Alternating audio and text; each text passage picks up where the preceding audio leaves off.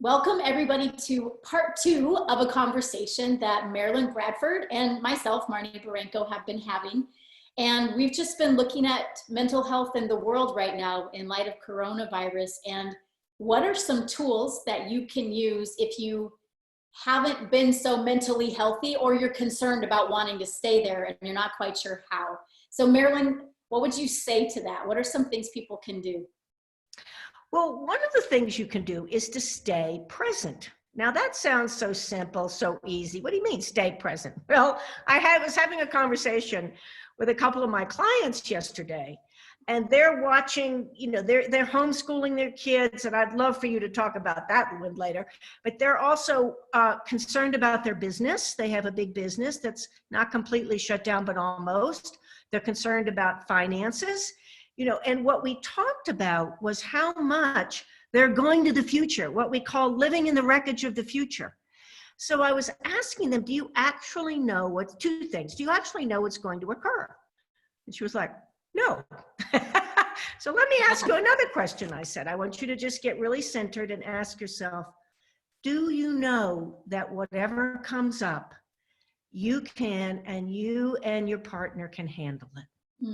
That's an awesome question. And she got really quiet and she said, yes, whatever comes up, we're going to be okay because we can deal with it. And that's one of the things I'd love for you to ask yourself, because deep down you can. You wouldn't be listening to this if you couldn't, because this is all about tools and knowing what you know. The thing is, there's so much pressure now to not know what you know, to go into panic, but you actually know that whatever's going to come up, you're going to be able to handle it. So that's something I really desire to convey. And also keep asking yourself, my universe, their universe.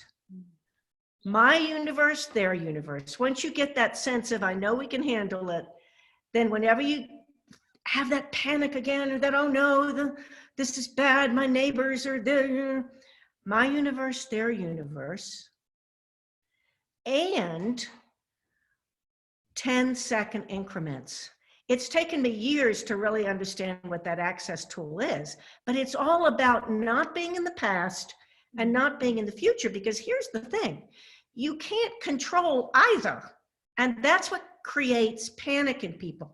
Excuse me. People often feel panic because they're going to the wreckage of the future and they're trying to control it, and they can't do it, so they panic, so they try harder to control it. So what if you didn't have to control the future? What if just by being you and being present and choosing happiness and taking care of whatever's in front of you and asking, what else could I create today? What else would be fun? What if that's actually the thing that's going to create the greatest for you? That's amazing. And the universe actually conspires on our behalf. And and often it speaks in whispers. So when we're staying, I love those questions, Marilyn, that, can you handle this? And when you get the sense of that, oh yeah, we're going to be fine, then their universe, my universe, that's awesome. And when you're in the space of your universe, then you hear the whispers and you get glimpses of the possibilities that you wouldn't hear if you were in panic, if you were in turmoil, if you're trying to create from the past or guarantee the future. You shut off your ability to receive what is available that you see if you have the space of peace and ease and presence that you're talking about. Oh, thank you. That's a perfect summary of it. That's awesome. Thank you, Marnie.